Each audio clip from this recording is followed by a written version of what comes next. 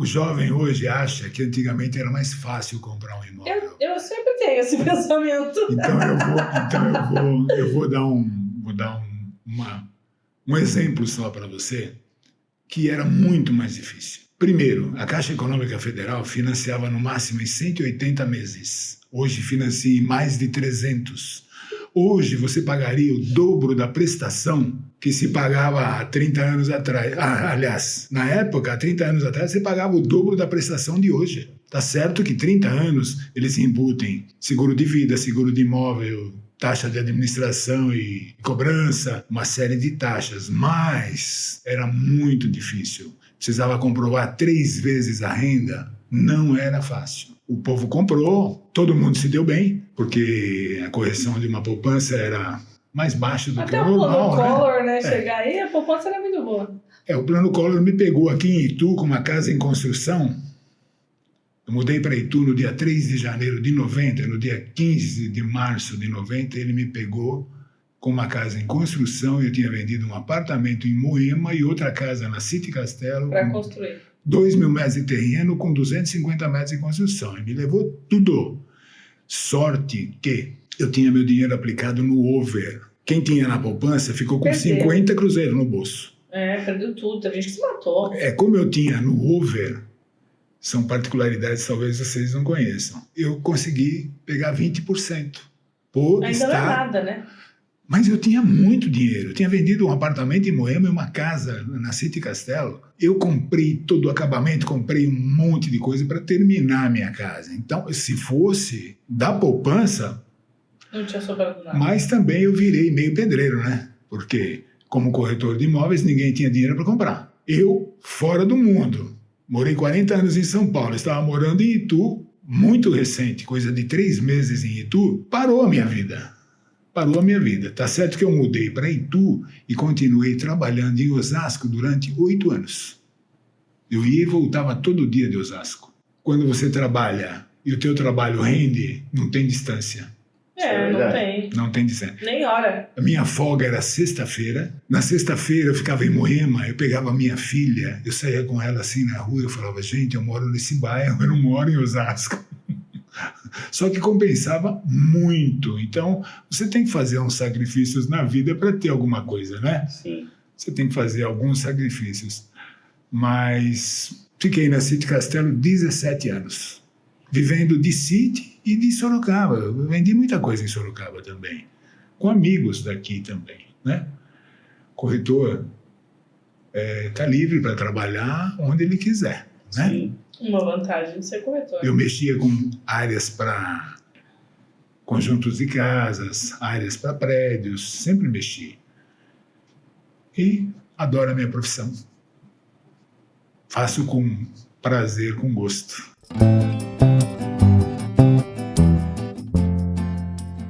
Gente, eu espero que vocês tenham gostado desse pequeno gostinho do que vai rolar hoje à noite. Na verdade, sejam todos muito bem-vindos. Vocês são nossos convidados a participar do podcast Chaves em Pauta. Hoje estamos com um convidado super especial. Posso te falar que ele é um dos primeiros corretores credenciados do Cresce, oficialmente credenciados, né? E isso traz para ele uma experiência que vai compartilhar com a gente tanto a dificuldade há alguns anos atrás de se comprar uma casa para hoje em dia. Eu era uma pessoa que tinha essa ilusão de que se comprava imóvel mais fácil antigamente do que hoje em dia. Mas não é isso. Com toda certeza. Estou desligando o celular aqui, pessoal. Peço desculpas. Muito boa noite para você que está acompanhando mais um podcast. Não se esqueça aí de curtir, compartilhar, se inscreve no nosso canal, que a gente sempre está trazendo aqui convidados especiais para contar um pouco como é, como foi e como será o mercado imobiliário e trazer um monte de informação que pode te ajudar aí na sua compra, na reforma ou, enfim, na pesquisa que você está fazendo a respeito do mercado imobiliário. Hoje, o nosso convidado especialíssimo, como a Maria bem trouxe, um dos primeiros corretores credenciados do BR, Brasil, nível federal. Ele trouxe aqui, a Maria estava mexendo ali, alguns certificados e muita curiosidade, muita história. Muita bagagem na mala. Cláudio Navarro, muito obrigado por ter aceitado o convite. Seja muito bem-vindo ao nosso queridinho Chaves em Pauta. E hoje a noite é cheia de história, Maria. Eu é que fico feliz de poder estar aqui, ter o prazer de estar aqui com vocês. Quantos anos de corretagem? 53 anos de corretagem. Começou com? Eu comecei em 1970 na Lelo Imóveis, na Moca, Avenida Paz de Barros, 1306. Eu já falei que minha memória é boa. Até o número, gente. Eu não sabia que eu morava no ano passado. Mais um pouco ele fala como estava o dia. O CEP, o dia estava ensolarado. Eu falo até que forma eu cheguei na Lelo. Foi por intermédio do Estado de São Paulo de domingo, que antigamente tudo que você fazia na vida era baseado no Estadão de domingo. Estadão. E eu vi um anúncio pedindo corretores sem experiência, mas que tivessem vontade e condução própria. E eu fui tentar aprender. Fiquei 2 anos na Lelo, gostei muito e um dia liguei meu carro e falei, já que eu vou ficar no ramo, eu quero ir para o melhor. Eu tinha 22 anos de idade, solteiro, eu fui no Clineu Rocha, marca esse nome, Clineu Rocha. Era a maior imobiliária da América Latina. Uau! O Clineu Rocha, ele atuou nos Estados Unidos, ele trouxe todo o sistema dos Estados Unidos para o Brasil. Foi a primeira imobiliária com CPD. Você atendia um cliente, tinha 10 minutos para relacionar o que o cliente queria, já descia tudo pronto para você. Você selecionava as fichas, em meia hora você estava vendo imóveis com o cliente. Te dava todas as opções no que ele estava querendo. E as empresas em São Paulo, elas funcionam muito bem porque elas têm o empresário, proprietário, tem o gerente geral de vendas, tem o gerente de equipe, tem o promotor de vendas que capta o imóvel, tem o corretor e tem o advogado próprio. Sim. Você mesmo falou. É advogado. Então, eu atendia um cliente e não tinha encontrado a mercadoria ainda, eu falava com o promotor de vendas da área. Ele me passava tudo que o cliente precisava, porque ele só fazia aquilo. Sinal de GPS perdido. Então, era uma máquina de se vender imóvel. Era uma máquina. Na TV Record, aos domingos, tinha um programa chamado Imóveis em Desfile. Nossa! Apresentado pelo Hélio Ansaldo. A Clineu Rocha anunciava o imóvel e por dentro... Mostrava. Tudo. Os clientes assistindo em casa, eles já sabiam tudo. Eles pegavam o telefone e ligavam para lá. Era aquela imagem que passou no jornal. Eu já vi, mas eu quero ver a casa. Você já tinha mais de meia venda feita. Hoje isso acontece. Você entra numa internet e você vê fotos, tal. Tá certo que os corretores não põem a fachada, porque senão os outros corretores vão saber qual é o imóvel, né? Mas na época não, na época colocava-se tudo. Então era um espetáculo. Por isso virou a maior imobiliária da América Latina. E eu entrei lá com 22 anos de idade e solteiro, coisa que não tinha. Lá só entrava com mais de 25 e casado. E muita gente me perseguiu lá, achando que eu era protegido de alguém, mas nunca fui protegido de ninguém. Sofri um pouco com isso, preconceito, mas lutei bastante e fiquei muitos anos trabalhando naquela região, sabe? Não quero dizer que aquela região seja o máximo. Assim, profissionalmente você se realiza, né? Mas eu ganhei muito dinheiro em Osasco vendendo apartamento popular. Sendo que eu trabalhei em Clineu Rocha, trabalhei na Esquema, loja de imóveis, na Avenida Europa 710. Uhum. Eu levei 12 anos para entrar na Esquema. A Esquema era o luxo dos corretores. Eu saí da companhia City e fui para a Esquema. Por quê? Na City vendemos barbaridade. City Castelo eu tenho, porque vendi para amigos, vendi bastante coisa aí. Mas um dia lançaram um loteamento em Guarulhos e deram para uma empresa de Guarulhos. Nós saímos da companhia City em 40 corretores. Uhum. achamos um pouco o caso, né? O respeito que nós tínhamos pela empresa e eles não tiveram. A City era do grupo do Rockefeller. Light, frigorífico Armor. Então, era um grupo, né? Forte. Todos os projetos da City vinham da Inglaterra, eram projetos de ruas tortas, só uma avenida cortando para ter o comércio. Então, era totalmente especial. Loteou mais da metade de São Paulo, tudo que é City Castelo. City Pinheiro, City Lapa, City Boaçaba, City Butantã, tudo. Vendi City Blumenau, vendi City Piracicaba, City Ribeirão. Em City Ribeirão, pegaram a planta da City Pinheiros e colocaram em Ribeirão. Então, os corretores aqui em São Paulo sabiam as ruas, Diógenes Ribeiro de Lima, as ruas que eram aqui em Pinheiros, eram outros nomes, mas nós sabíamos até como era o lote, sabe? Então, assim, experiências muito boas com gente competente, organizada, que sabe fazer a coisa, que como vocês querem começo, meio e fim, né? Exato.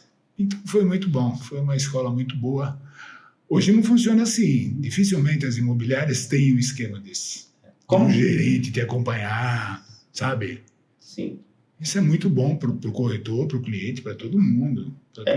Até nisso eu ia entrar mesmo. Você falou a respeito das vendas dos apartamentos e imóveis mais populares ali em Osasco.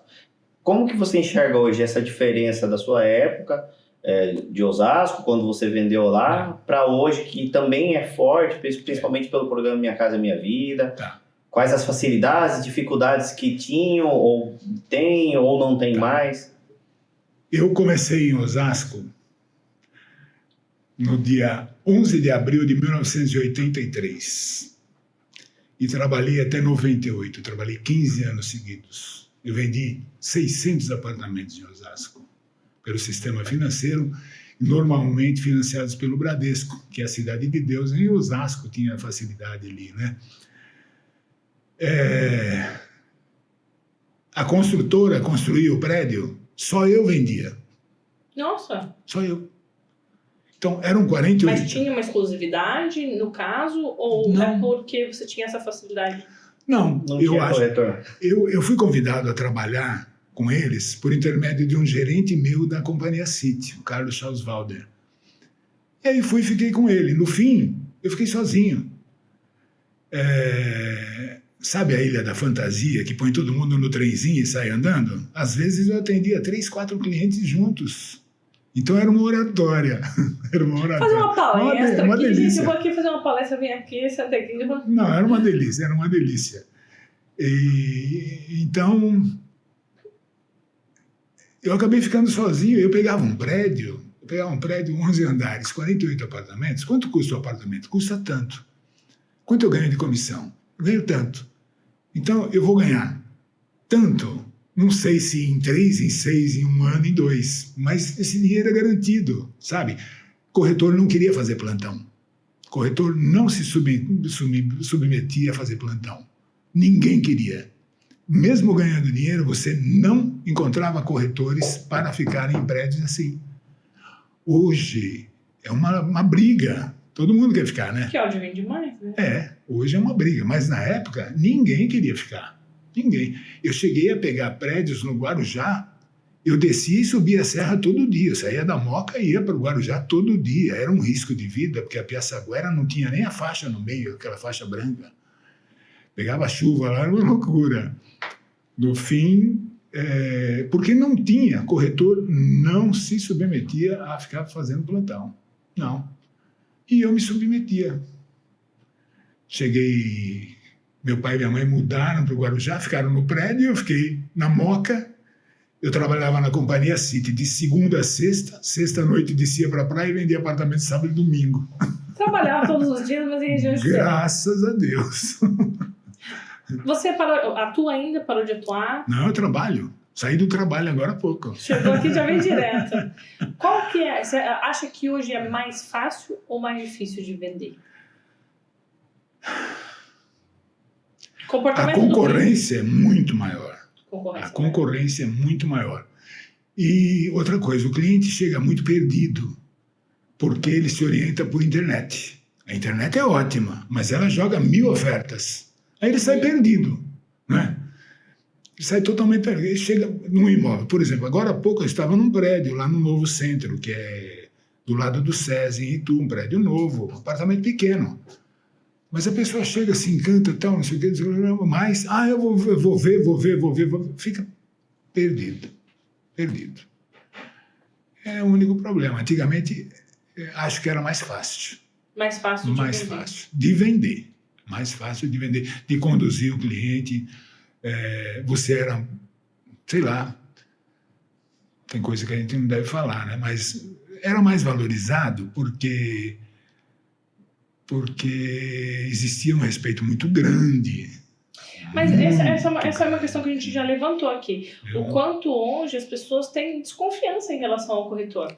Mas aí pode ser uma questão de comportamento da corretagem que acabou sendo levado de uma forma não tão séria, vamos pensar pelos próprios profissionais, não foram tão profissionais, ou o mercado trouxe, não sei o que aconteceu nesse meio do caminho, né?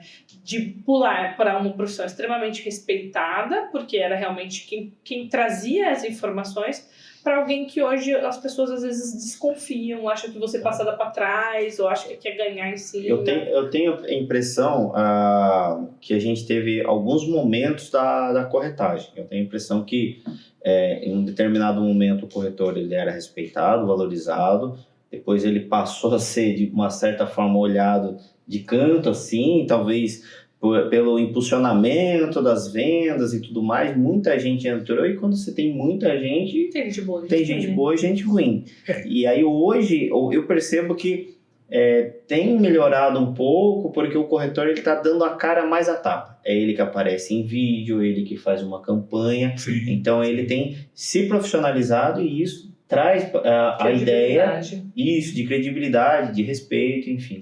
Bom, essa é uma visão minha. Mas no Cresce, o Cresce tem os departamentos dentro do Cresce. Então nós procuramos muito isso para aproximar o pessoal, para orientar mesmo. Tem o departamento das mulheres, tem o lado humanitário, tem os loteamentos. Então, tem um trabalho bem legal feito, muito legal feito mesmo. Mas não são todos que vão assistir, que vão participar, né? Temos palestras importantíssimas. Outro dia mesmo, uma curitibana deu uma aula para a gente sobre anúncio em WhatsApp, né? Temos palestras assim muito, muito interessantes, mas muito interessantes sobre plano diretor. Plano diretor é tudo. Você saber até onde a empresa vai, ou a cidade vai, né? Para onde vai, como vai. E você tem que saber uso de solo, tem que saber tudo, né? Senão não funciona. Então eles estão organizando bem. Mas esperto tem em todo lugar. Em toda profissão, não é mesmo? Todo lugar, toda profissão. Mas você concordou mais ou menos com a nossa visão? Ou você acha que não foi necessariamente isso que aconteceu? Eu não entendi a pergunta. Por exemplo, eu falei que eu acho que passou por uma fase realmente de inchaço, né? Muita gente virou. A profissão acabou sendo mal vista porque tem pessoas que são idôneas e pessoas que não são tão idôneas. Sim. Você acha que foi isso que aconteceu? Foi. Há pouco tempo atrás, estavam vendendo um empreendimento aí na Castelo Branco. Foram detidas 85 pessoas que se passavam por corretores. E não eram? Não eram. Ficavam ali no 63, no Porta do Sol, ali em frente à Porta do Sol. Sabe?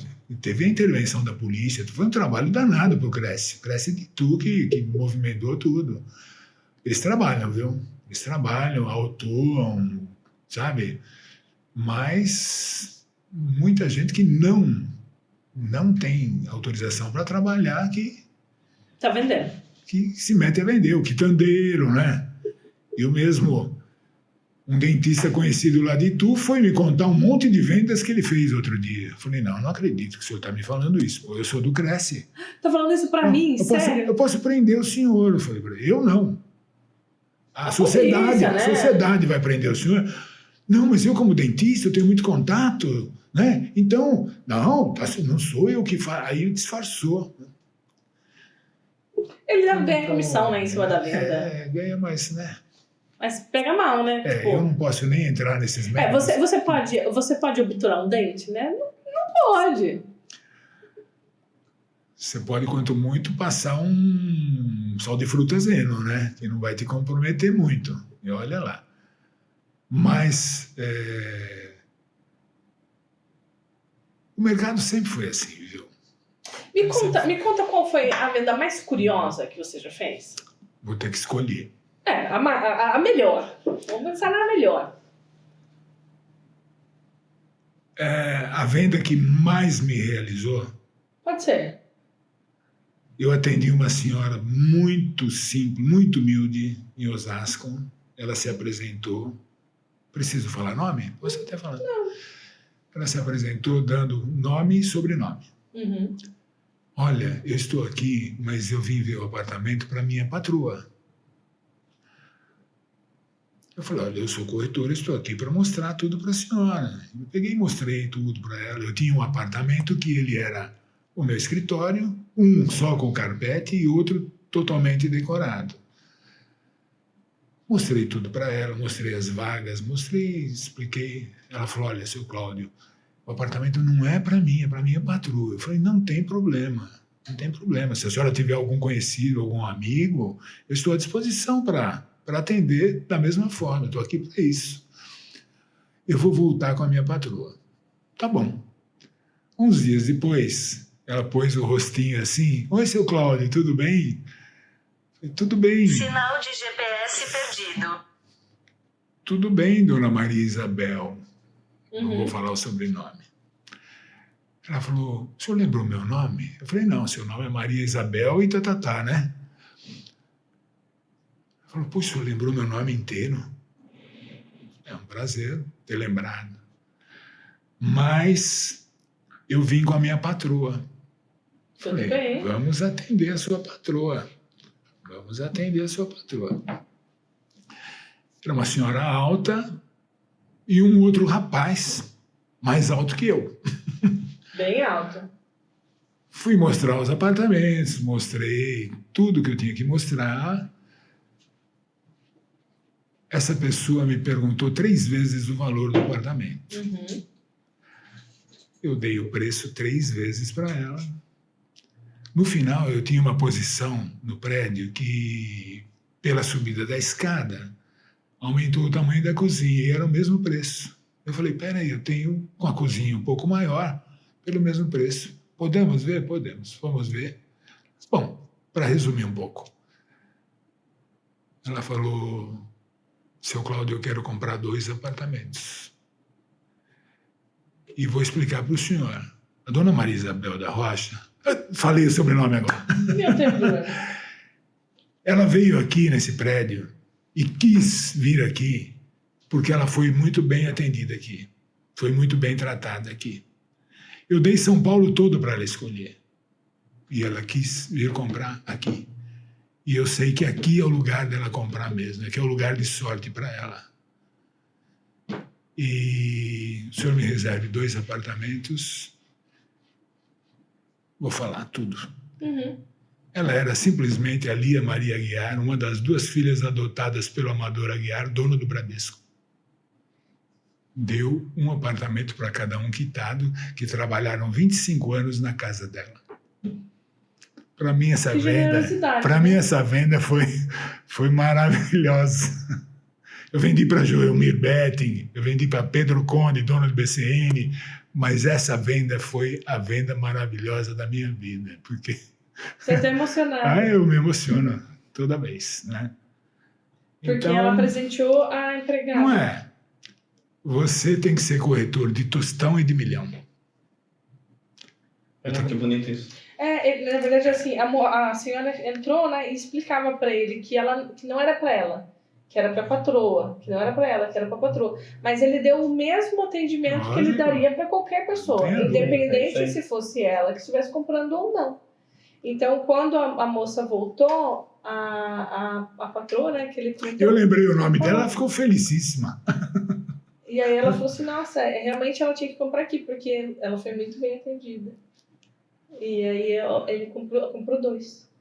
Comprou 2 à vista e eu fui entregar lá no Bradesco, que foi uma festa que fizeram lá, a escritura foi assinada lá no Bradesco e para mim foi maravilhosa. Não foi a venda que eu mais ganhei, não. Não foi a mais cara, não foi... Você quer saber particularidades da corretagem? Uhum. Eu trabalhei com gente que ganhou 10 vezes mais que eu.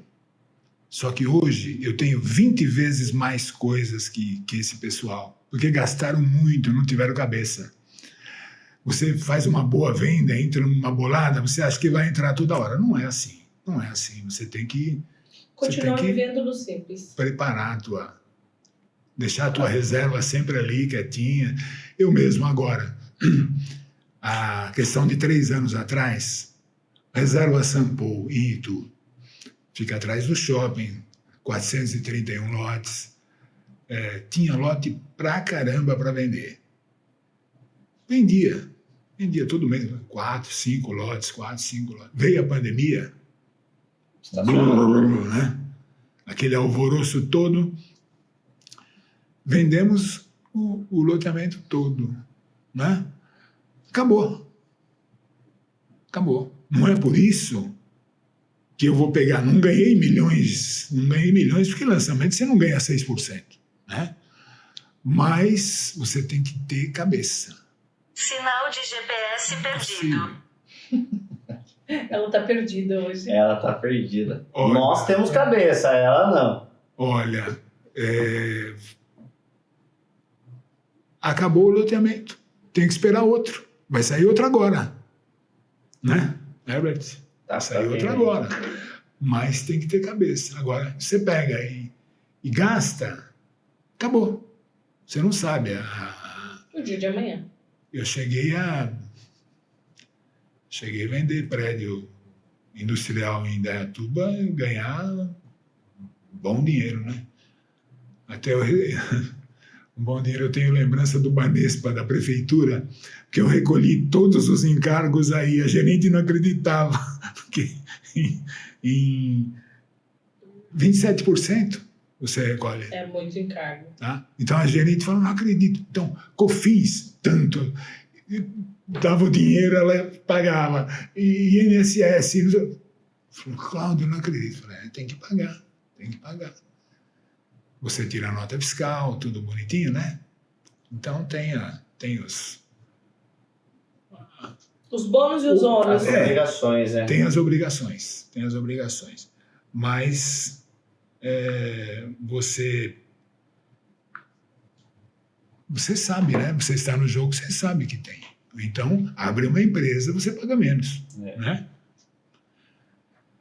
Aí faz parte do jogo, né? Você tem ali o ônus e o bônus, as obrigações e tudo que você tem a seguir. Quando você faz de uma maneira correta, Sim. As coisas vão só dando certo na vida, né? O universo conspira. Para as pessoas que querem comprar imóveis, Tá. Seus conselhos mudaram ao longo do tempo? Muito. Mudaram muito. Pode falar pra gente alguma coisa que mudou, assim? Por exemplo, quem queria comprar apartamento há 20 anos atrás, o que você recomendava e o que você recomenda hoje? Hoje os apartamentos, por exemplo, São Paulo diminuíram muito, né? Oferta, né? Não, o tamanho dos apartamentos, o preço subiu muito, mas o tamanho tem apartamento de 30 metros, de 20 e poucos metros quadrados, a preço de apartamento de 60. Um apartamento de 60 usado, aquele de 20 e poucos metros custa o preço de 60 usado. Então virou uma loucura. Tá certo que esse financiamento, 30 e tantos anos... Assusta, né? Não, ajuda, né? Que a prestação não fica tão... Fica baixo. Mas só que... Ainda bem que existe um teto. Por exemplo, se eu quisesse comprar um financiamento hoje, você acho que sabe disso, né? Eu poderia financiar. Sabe por quanto tempo? Sabe por quanto? Quanto? 1 ano. Um ano. Porque o teto é 75 anos. Se você tem 40, você pode financiar até 35. Se você tem 50, você pode financiar 25. Ah, vai Eu tenho diminuir. 74. Um ano. Eu vou pagar à vista ou você nem compra. Tá vendo? Você aprendeu essa Que agora. loucura. Você tem o Aí teto de 75. depende também de algumas modalidades de alguns bancos. Em alguns casos, o banco ele não financia menos que 10 anos. Então, se o cliente, por exemplo, tem 66 anos, o 9 banco anos. financiaria apenas 9 anos, 9 daí anos. para alguma modalidade o banco já nem abre financiamento. Aí já não teria nem como. É bem complexo. Diferente. Eu achei em Osasco. Não é possível, eu desliguei isso aqui. Fica tranquilo. Em Osasco, 15 anos trabalhando, eu achei que não tinha mais pergunta que eu não respondesse, né? Uhum. Mas a gente se engana.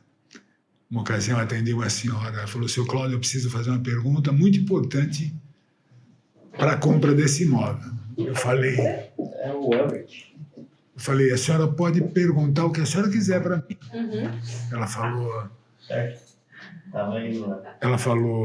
o meu marido trabalha no Japão. Trabalhando no Japão, eu comprovo renda.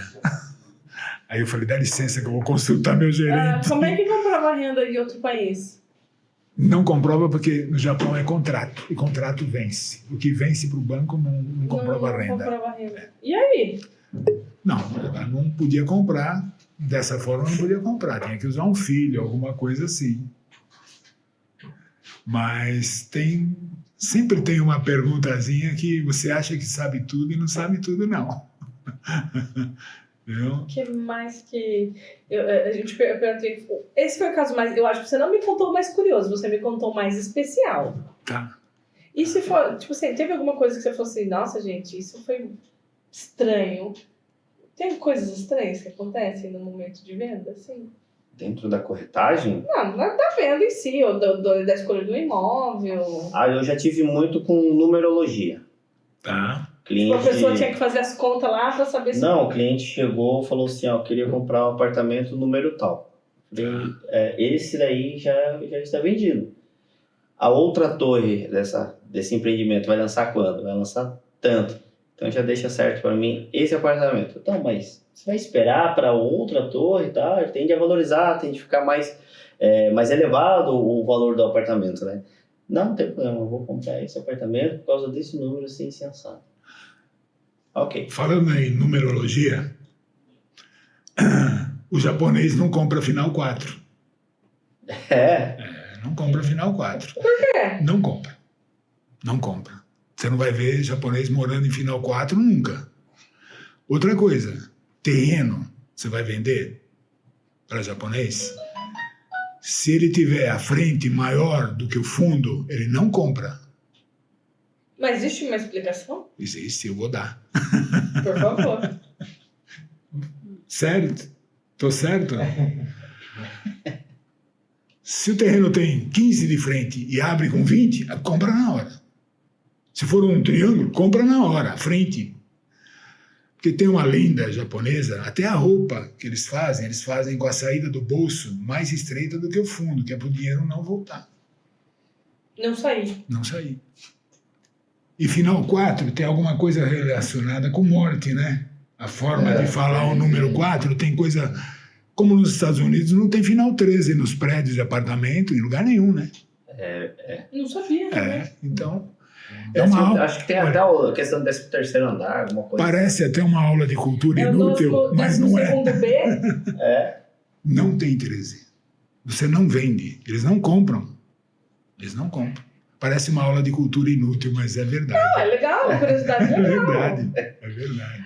Eu já tive algumas coisas assim, com relação à numerologia. Um restaurante que era conhecido ali no Éden, o tropeiro, feijão tropeiro, a dona lá vendia um terreno, ela chegou na City e falou, quero comprar um terreno, tal. Mas eu quero um terreno que tenha uma frente imensa, termina num bico. Eu quero uma pirâmide. E eu tinha, numa curva, um lote de 3.000 metros, que ele tinha 60 e poucos metros de frente, terminava em 0. Ela comprou na hora, porque é uma pirâmide, é um cristal. Então, pela crença dela, era aquele terreno. Você tem que... Sabe? Tem umas coisas... Umas curiosidades. Você perguntou, tem alguma curiosidade? Tem muitas curiosidades? Muita. Agora, o que não é curiosidade é o sol, né? Que a pessoa já chega querendo saber a posição do sol. Isso é o mais importante num terreno, num apartamento. Todo mundo quer o sol da manhã, né? Depende. Aqui sim, no Nordeste não. Em Ribeirão Preto não. Por quê? Porque o sol da manhã é quente pra caramba. Mais quente que o sol Fica da o dia tarde? inteiro quente. Fica pegando fogo.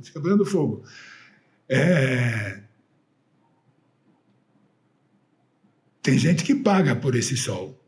E tem outro que paga para sair desse sol, né? Gostoso aqui, para nós, é pegar o da manhã, o da tarde vem, não esquenta tanto, então joga os dormitórios. Até planta de loteamentos, eles dão um jeito, faz uma curva, ali. né? Que é importantíssimo. Eu morei num apartamento em Moema, que no inverno a parede vertia água, assim, da respiração da gente. Tão quente que... Gelado. Porque onde tem aeroporto, normalmente é um lugar mais plano. Lugar mais plano é mais gelado. Outra particularidade de aeroporto é sempre em lugar mais plano. Não morem ao lado do aeroporto que vão passar frio. Vocês dependem da cidade. Isso é uns detalhes legais, né? Não é só frio, não. Porque Barulho. época de muita chuva, o subsolo das garagens, dos prédios, enchia tudo de água. Carro um batendo no outro lá. Misericórdia. Tem que tomar muito cuidado. Parece que é muito simples comprar um imóvel, mas não é não, viu? Não é não. Hoje eu vejo uma crescente muito forte em cima disso. Cliente fugindo de subsolo. Dando preferência até a empreendimentos com edifício garagem. Né? Que aí é um sobresolo, né? Acima do nível do Moema, eu vi muito isso.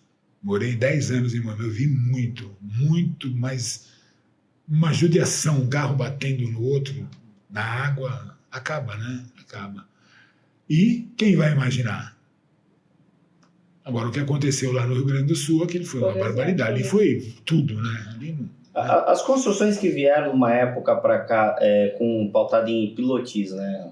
Aquelas mais elevadas, usando o térreo da parte do prédio como garagem, hoje entraram um pouco mais em desuso. Elas vieram em função disso, dessa isso questão... Isso era muito na praia, né? Isso era muito na praia, porque a praia você não pode furar, né?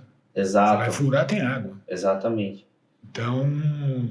seria mais ou menos uma resposta para essa questão, né? Um subsolo que não dá para se aproveitar tanto, você eleva. Eu acho que muita gente vai fazer isso agora, pelo menos principalmente lá no sul, né? Sim, com certeza. Principalmente, porque você fica totalmente exposto. Veja, Joinville é uma das cidades do Brasil que fica abaixo do nível do mar.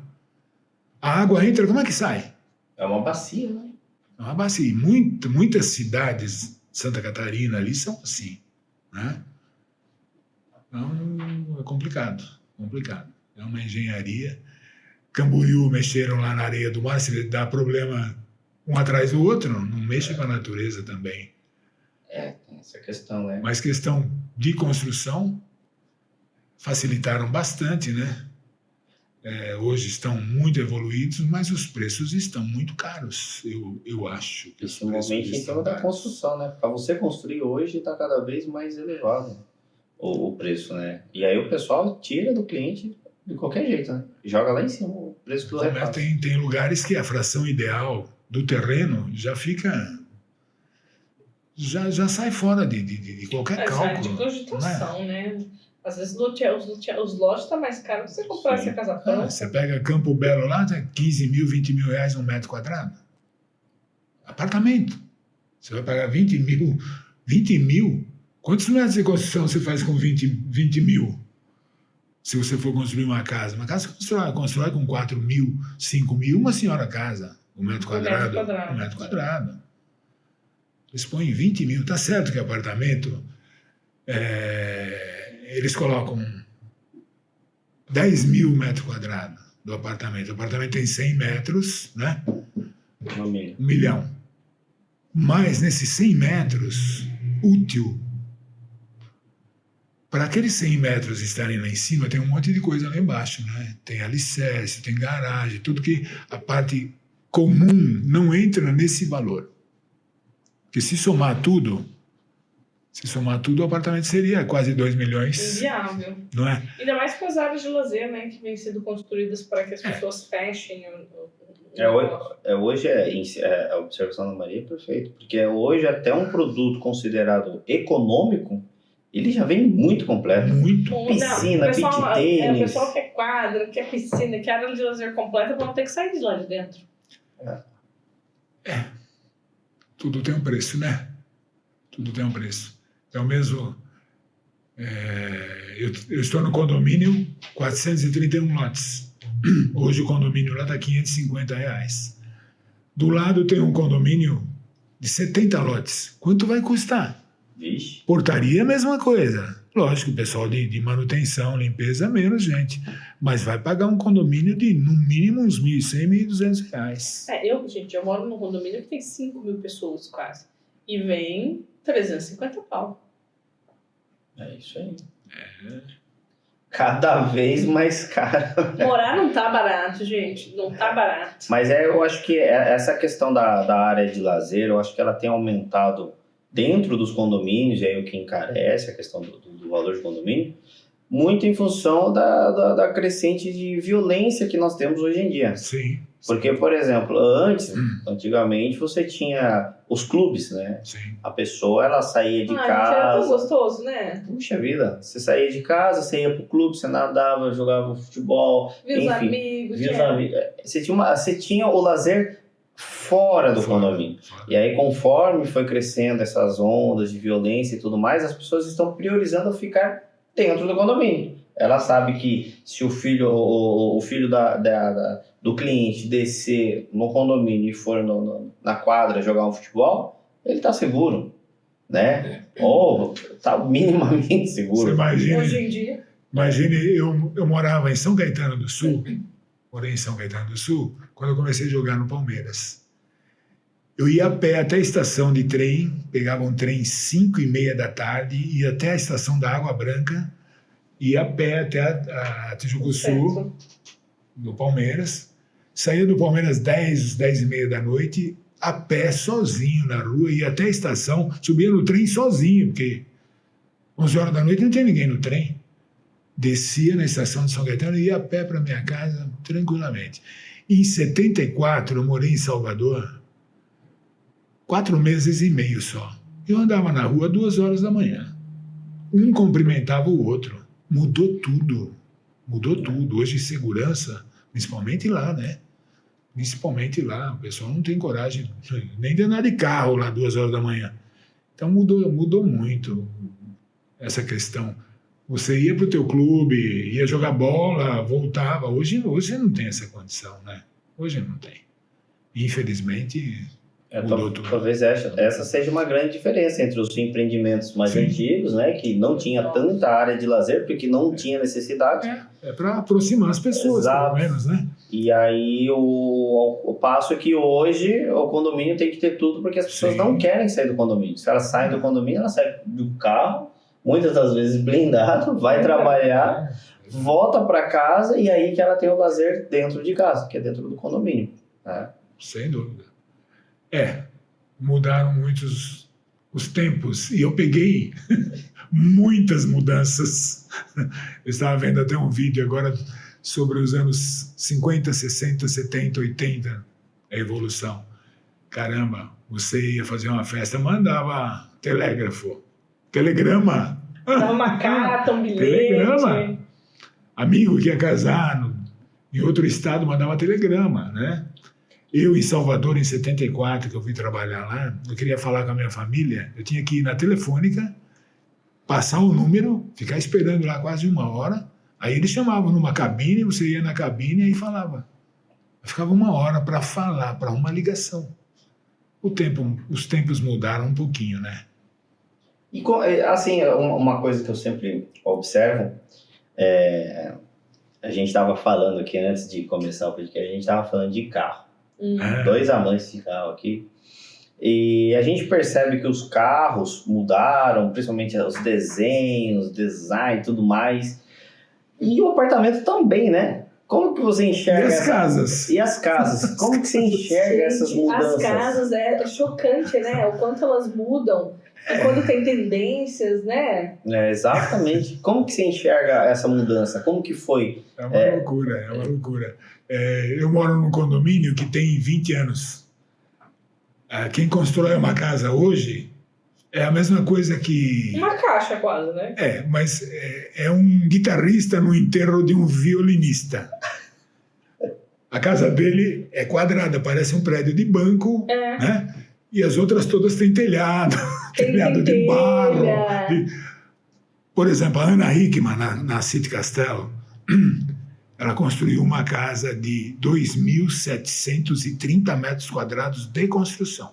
Misericórdia, né? Que tá de tudo isso. 2.730 metros quadrados de construção. Em 6.000 metros de terreno. Ela pegou 2 terrenos. E do lado dela tem uma casa pré-fabricada. Tem um container. Porque a City tem 50 anos. Então, eu trabalhei na Esquema, na loja... Casa pré-fabricada? Casa de 50 anos. Casa de 50 anos.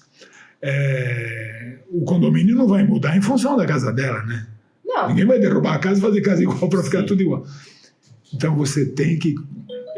na Esquema, uma ocasião, eu quis sair da Esquema e o dono da Esquema me falou o seguinte, falou, Cláudio, eu vou deixar um exemplo para você.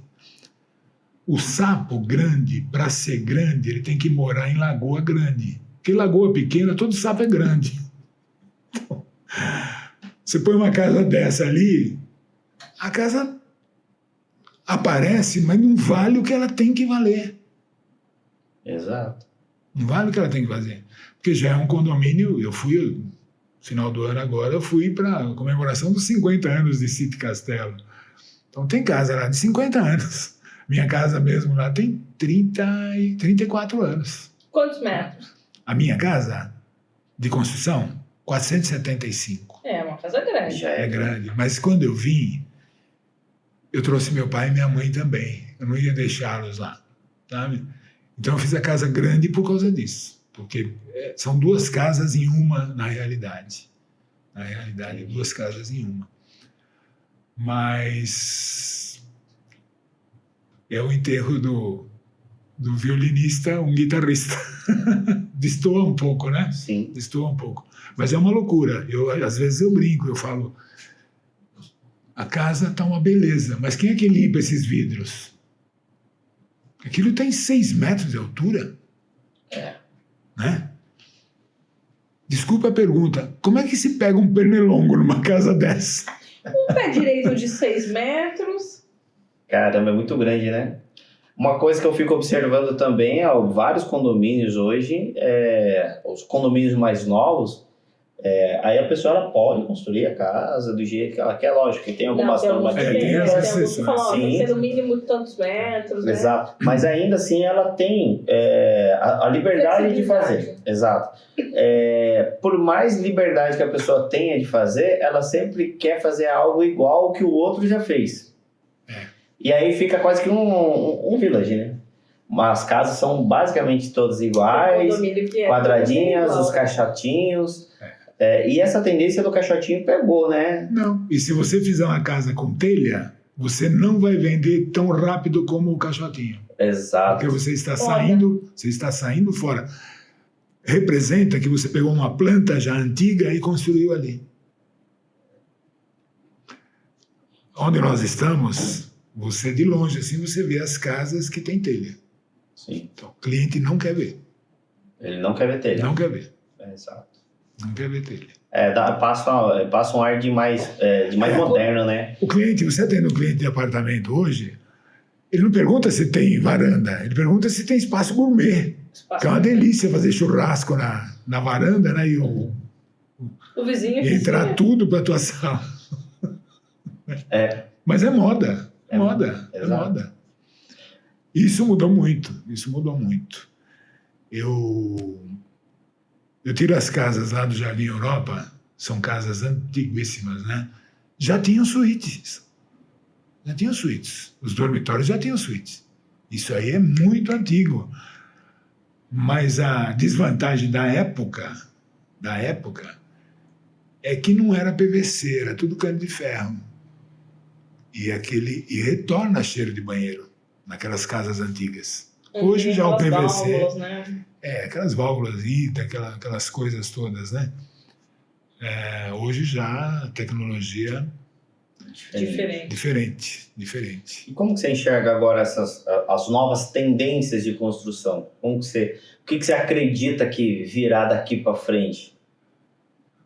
Olha, tá difícil, viu?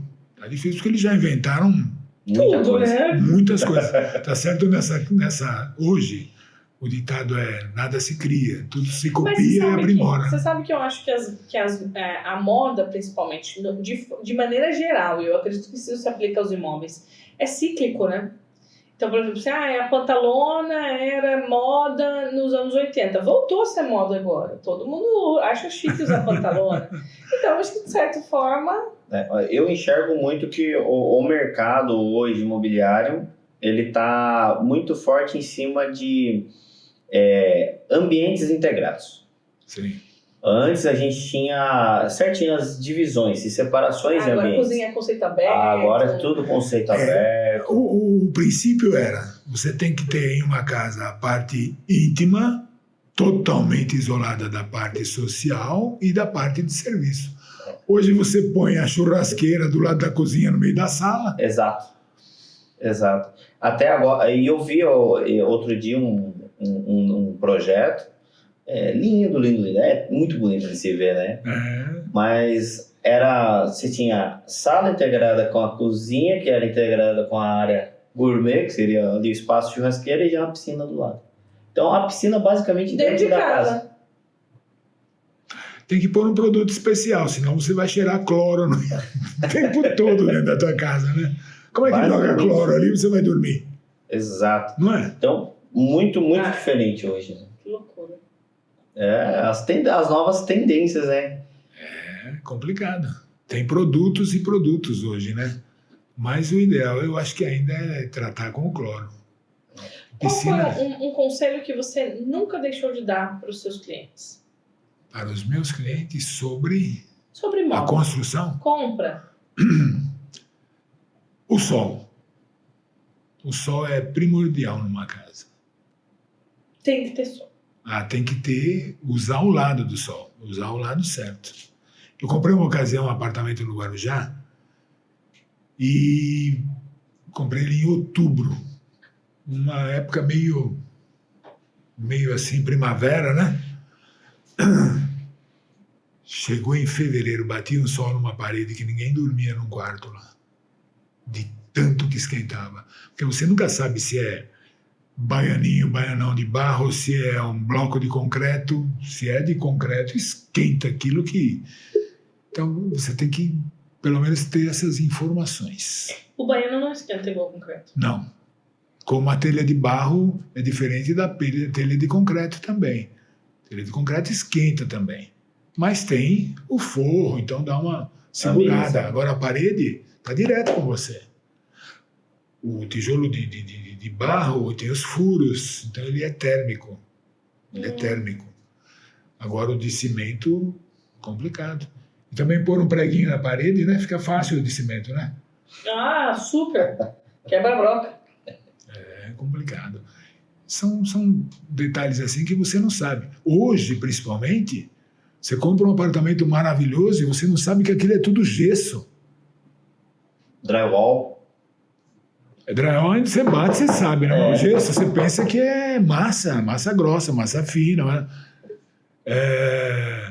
Essas telhas sanduíche, uma delícia, né? Os telhados, dá licença, os telhados, eles eram assim, né? Uhum. Hoje eles são assim. Uma chuva de vento, se não for bem colocado, acabou a tua casa. Manda a água tudo para dentro. Então tem que ser super bem vedado, Então vão dar problema. Mais cedo ou mais tarde vão dar problema. Porque uma vedação, uma hora... Sai, né? Então tem coisa que, se o telhado assim já corre o risco de até entrar água, imagina ele reto. Sim. E Dá aí medo. acaba até desvalorizando o imóvel, E né? tem construtor que ele nem põe a telha sanduíche. A telha sanduíche ela tem aquele preparado térmico. Tá? Põe telha brasilite. E Diretão. o comprador nem vê. Você morre de calor numa casa dessa. Tá certo que o pé direito é mais alto, mas Mesmo assim. esquenta muito. É complicado. Comprar um imóvel não é fácil, não. Ele tem uma garantia de 5 anos, tal, mas Tem 5 anos de garantia? tem. Pra- Todo Pronto. Novo ou usado? novo, todo construtor automaticamente tem uma garantia de 5 anos Se eu sobre a construir construção. uma casa e vendi, 5 anos Que é você vai, grande. 5 anos eu Você tô vai- ali prestando você vai Nossa. responder. E um prédio sobre a estrutura eternamente. O construtor que eu trabalhei com ele 15 anos em Osasco, ele dizia que cada prédio que ele construía era um filho que ele punha no mundo. Porque não acaba mais. Porque mais cedo ou mais tarde dá um vazamento numa coluna, É responsabilidade. responsabilidade dele. Responsabilidade dele. Mas é diferente de carro, né? Eu comprei um carro outro dia, Se der recall, 5 anos de garantia. Aí começou a chiar um rolamento do ar-condicionado. Me falaram, mas isso aí não tá incluso. me falaram que não era o rolamento do ar-condicionado, é o rolamento da embreagem. Eu tenho carro só desde 1968. Falei, gozado, né? O rolamento só canta quando liga o ar-condicionado. Se é o rolamento da embreagem, vai cantar sempre. Pode trocar. Pode trocar? Pode. Então nós vamos trocar embreagem, frição, platô, rolamento, tudo. E aí está fora da garantia, porque o rolamento tem garantia só de 90 dias.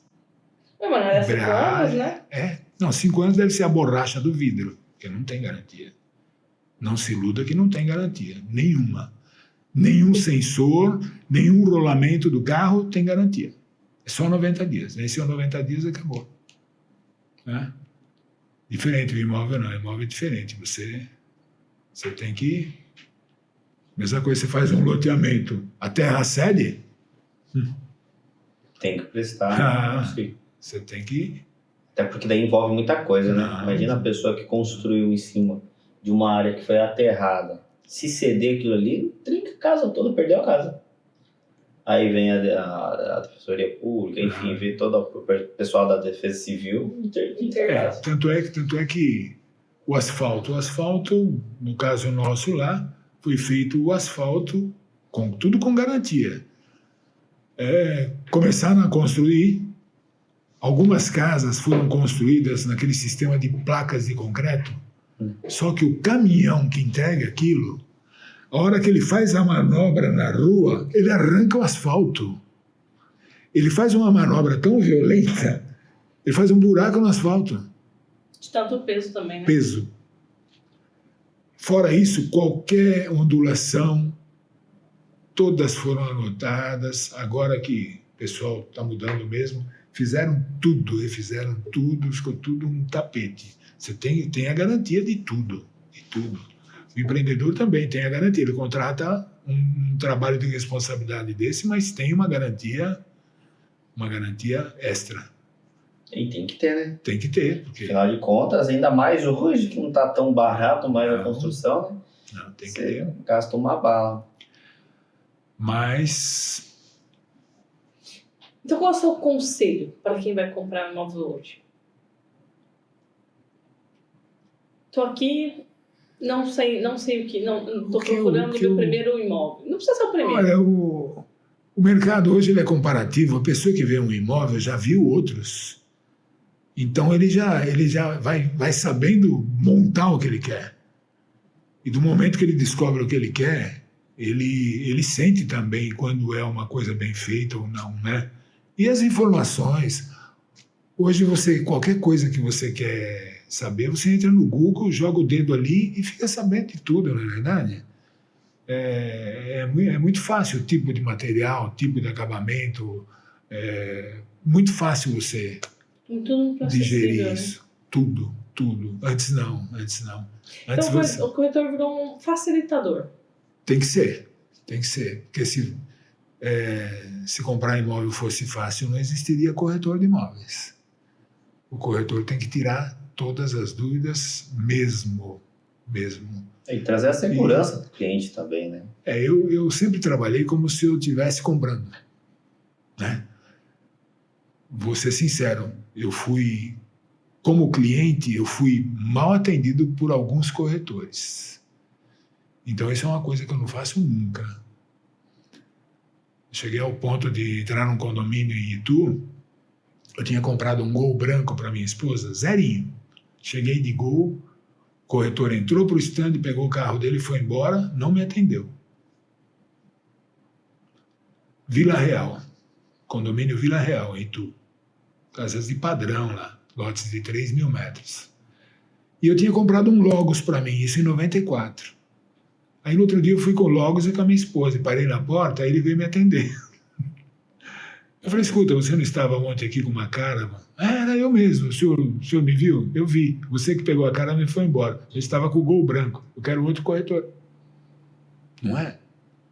Então são coisas que machucam muito a gente.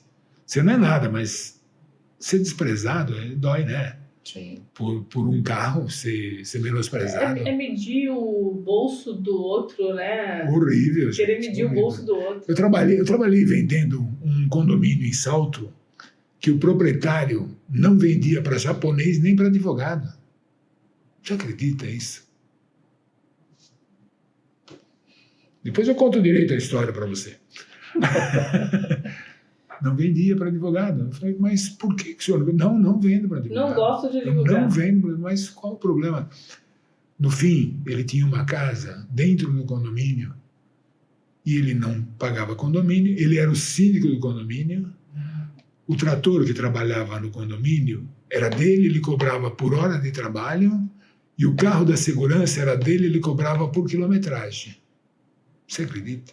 Por isso que ele não queria nenhum advogado lá dentro, para não ser processado pelas barbaridades. Então, fazia um monte de coisa. Hoje, duvido que ele fizesse uma coisa dessa. Hoje eu duvido.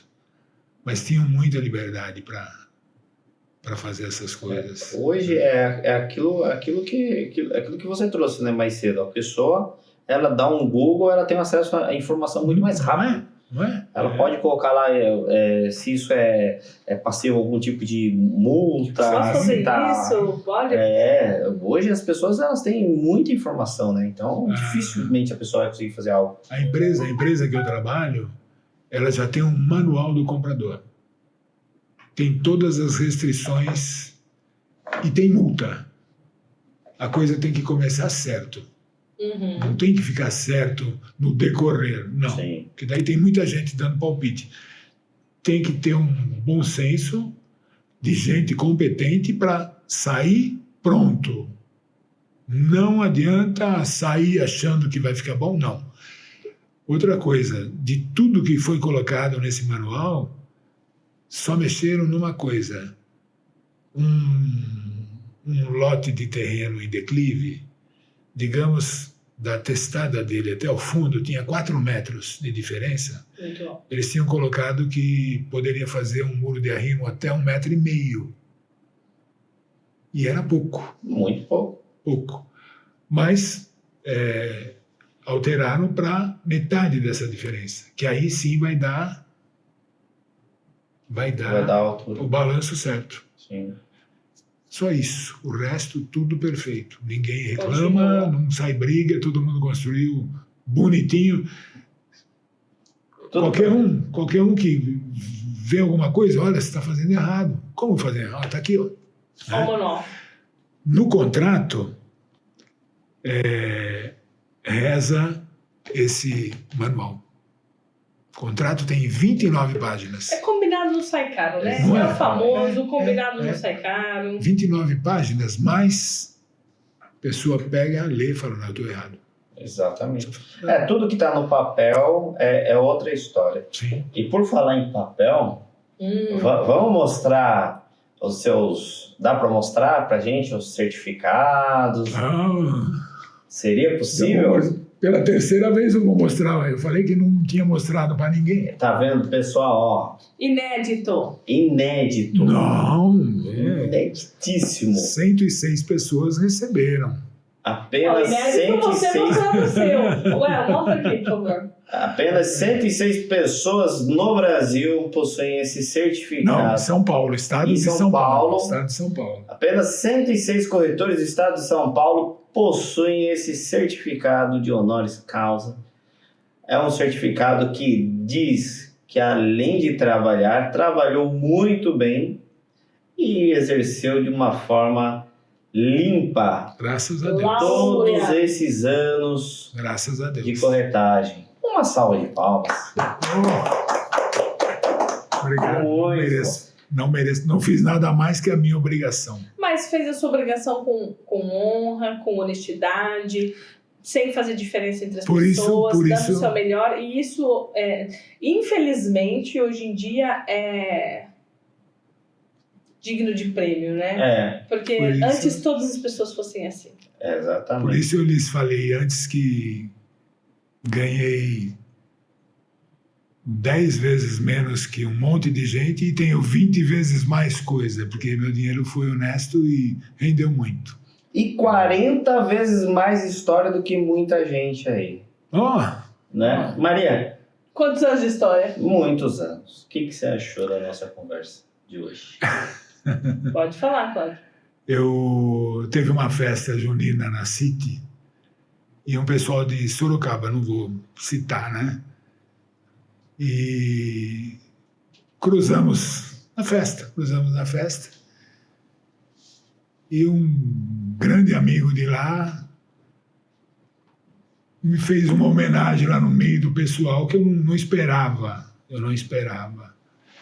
Então, são coisas assim, tão particulares assim, mas que representam muito pra gente, né? Eu nunca consertei o mundo, nem quero consertar, nem tenho capacidade disso. Mas se a gente não atrapalhar muito, a gente ajuda bastante. Ah, com certeza. Né? Os meus colegas, eu só adianto o caminho para eles. Só adianto o caminho. Que você vender imóvel tem 3 regrinhas só. Você tem que conhecer o imóvel. É a primeira regrinha. A segunda regrinha é mostrar esse imóvel. E a terceira é saber tratar uma proposta desse imóvel. São as 3 regrinhas. Simples, né? Quando um cliente, por exemplo,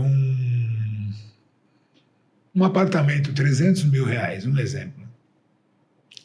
Para o cliente é muito fácil fazer uma proposta. Então ele chega, Cláudio, olha, eu gostei desse apartamento, você vai levar para esse proprietário 200 mil reais. 200 mil reais? 200 mil reais. Ok. Eu pego a proposta, preencho a proposta, tudo direitinho. O senhor assina aqui? Assino. Então tá bom. Qual o dia que eu posso marcar com o proprietário para nós 2 irmos conversar com ele? Ele desiste na hora da proposta que ele assinou, porque ele tem coragem de fazer, mas não tem coragem de olhar nos olhos de um proprietário e falar isso, e usar uma pessoa. Então, com delicadeza eu falo isso. Eu falo, que dia eu posso marcar para irmos pessoalmente falar com o proprietário? Na hora ele... Já muda. Na hora ele sente o que eu vou passar, né? Isso. Ele não quer passar o que eu vou passar, né? Então, mas com jeito, tudo com jeito, você fala, poxa, não está decente. Está muito longe, né? Fosse o contrário, eu ficaria numa situação, eu me queimaria com o senhor, eu não quero me queimar com o proprietário. O proprietário é igualzinho importante como você, né? Se eu não tenho o vendedor, para que eu vou ter o comprador se eu não tenho o vendedor? Exato. Então, eles têm os mesmos valores e eu tenho que respeitar os valores dos 2. Perfeito. E no fim dá certo. Eu acho que essa foi uma ótima mensagem de encerramento. É entender que independente se você está vendendo ou se você está comprando, os dois têm o mesmo grau de importância. Não tenha dúvida porque nenhuma. Não existe um comprador sem um vendedor. Não tenha dúvida nenhuma. Eu acho que isso é um entendimento muito importante. Simples. Ele simples. É muito primário. É primário. Como os 3 motivos: conhecer imóvel, mostrar imóvel e saber pegar uma proposta. Só isso. Mas eu acho que para os nossos espectadores aí que não trabalham na corretagem, mas querem comprar e vender, é entender que, não existe uma pessoa mais importante que a outra, porque não existe uma pessoa sem a outra. E se ele é comprador hoje, amanhã ele pode ser vendedor desse imóvel. Exato. Então ele tem que sentir, né? Exato. Cláudio, foi uma alegria. Alegria foi para mim, porque eu nunca tive um prazer tão grande de conversar com pessoas tão simpáticas e receptivas como vocês. Obrigado. Obrigada pelo elogio. Fui encaminhado por um colega maravilhoso. É verdade. E o que ele falou de vocês foi muito pouco. Obrigado. Obrigada realmente pela sua presença, pela troca, pelas histórias, por trazer essa experiência pra gente. Foi realmente uma alegria. Eu estou pronto para quantas vezes vocês precisarem de mim. E vamos precisar muito em breve. Vamos chamar aí para mais uma conversa, porque vimos que você tem muitas histórias e histórias fantásticas. Eu acho que é legal trazer essas histórias pro pessoal, porque o cliente que está assistindo, ele se identifica. E tem muita coisa que aconteceu no passado que acontece ainda hoje. E isso é legal trazer. E, inclusive, o próprio, ou alguns corretores que também estarão assistindo, vão aprender demais. Existem coisas que não se alteram ao longo do tempo. E a honestidade é uma delas que faz com que a pessoa só ganhe, né? Eu tenho um detalhe falado para vocês, é um ponto muito importante que pouca gente sabe. Todos os corretores de imóveis começam um ano, ele tem do dia 1º ao dia 31 de janeiro para assinar uma declaração de inocorrência. Você já ouviu isso? Não, né? Não. Toda venda suspeita que um corretor fizer, ele deve comunicar o CRESSE, pelo menos. Tem muita transação que é dinheiro vivo na mesa. Isso é suspeito hoje em dia. Pedras, ouro, tá? Se o corretor fizer uma negociação dessa, não informar ao menos o CRESSE, e amanhã ou depois aconteceu o pior nessa transação, o corretor é responsável 100% pelo prejuízo. E pode ser penal, né? Opa! Se ele não fizer essa declaração até o dia 31 de janeiro, ele tem uma multa de mais de R$ 1.800. Para mostrar para os clientes que corretor hoje não é totalmente sem responsabilidade, não. Nós, do CRESSE, nós ficamos né, bem atentos a que não aconteça nada errado. Sim. Tá? Que bom saber. Eu não sabia disso, é importante mesmo. Com certeza. Muito obrigado, viu, Cláudio? Obrigado a vocês.